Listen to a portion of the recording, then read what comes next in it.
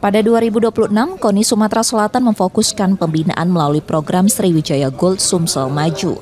Program ini melanjutkan pembinaan atlet berprestasi dan potensial yang telah berjalan tahun lalu.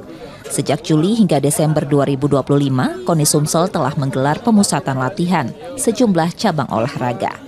Evaluasi akhir tahun menunjukkan masih ada aspek yang perlu ditingkatkan para atlet. Memang karena kita baru tahap 1 ya, memang persiapan awal masih banyak atlet-atlet kita yang memang kondisi fisiknya belum maksimal. Nah, ini tantangan juga untuk tim, kemudian cabur-cabur yang terlibat dalam Sriwijaya Gold ini untuk meningkatkan potensi dan kapasitas daripada atlet kita.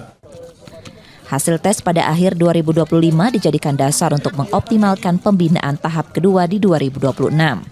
Meskipun NTT/NTB 2028 masih 2 tahun lagi, KONI Sumsel telah memulai persiapan sejak dini.